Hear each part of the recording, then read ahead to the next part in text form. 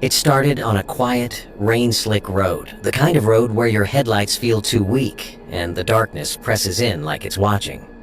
I was driving home from Marla's farmhouse, later than I should have. The rain had eased into a cold mist, and the clouds hung low enough to make everything feel heavier. Hollow Road was always eerie at night, but that evening, something was different. The radio flickered to static right as I came over the hill near the old rusted signpost. That wasn't too unusual, the reception's always spotty out there. But this time, it wasn't just static. There was something in it, breathing, soft, slow, and too close. I told myself it was nothing, probably just my tired mind playing tricks. I had work in the morning. I needed sleep. But then I saw him. He was standing on the right shoulder of the road, just barely inside the edge of my headlights. A tall man in a black coat, the kind you'd wear to a funeral. He didn't move, didn't flinch, just stood there, like he'd been waiting.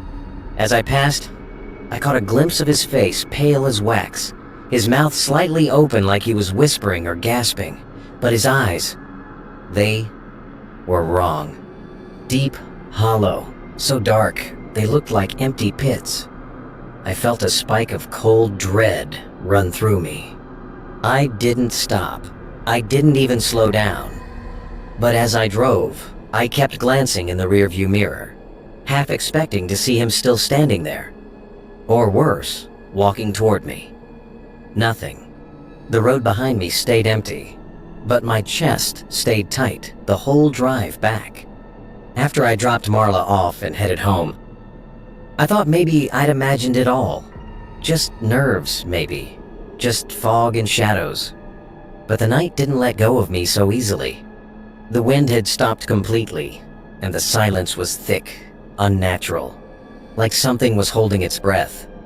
The static came back but louder now, broken up by whispers. I couldn't understand the words, but I knew they weren't random, the kind of murmurs that crawl under your skin. When I tried to change the station, every channel gave me the same thing. Static, layered, with voices. Then the headlights caught something in the trees ahead, hanging. It looked like a person limp, arms out, head down, hanging from the branches like a broken marionette. I slammed the brakes, but when I blinked, it was walking in the ditch, head tilted like he was listening. The same black coat, the same pale face, and this time, he turned to look at me. I wish he hadn't. His face was stretched into a grotesque grin, too wide, too sharp. His eyes weren't just dark, they were bleeding into his skin, like ink soaking through paper. And that smile, it looked stitched on, as if someone had forced it there. I pressed the gas harder, heart hammering. When I looked in the mirror, I saw him again standing directly in the middle of the road behind me, just watching. And then I kept seeing him. Every few hundred feet, he was there again. Closer, on the roadside, behind a tree, in the field. Always silent, always facing me. I drove faster, the fear growing tighter with every mile. Just as I reached the long stretch near the fire station almost home, I felt the air inside the car shift. It got cold, fast. My breath fogged the glass. The windows iced over from the inside. The radio screamed. And then I heard him. Not on the radio, not outside, inside the car. A whisper, right behind my ear. You shouldn't have looked. I turned reflex, panic, but no one was there. I looked back to the road, and there he was, standing directly in my path, arms wide, palms up. I couldn't stop. I didn't stop.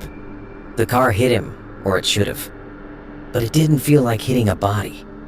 It felt like pushing through something thick and unnatural, like wet fabric stretched across the road. And then he was gone. But I wasn't alone. I looked in the mirror, and I saw him, sitting in the back seat, his pale face grinning, his head tilted just slightly, like he was still listening to my thoughts. I didn't hear words this time, only a sound, something like breathing and whispering twisted together. I veered into my driveway, tires sliding on the gravel, jumped out before the engine even stopped, and bolted inside. I locked the door, turned on every light, waited for something, a knock, a shadow in the window, but nothing came. Still, I couldn't sleep that night, and I don't take Hollow Road anymore. But sometimes on certain nights when I'm driving alone, and the fog is thick, and the trees feel too close, I find myself glancing in the rear view mirror. Just once, just to be sure. And sometimes, he's there.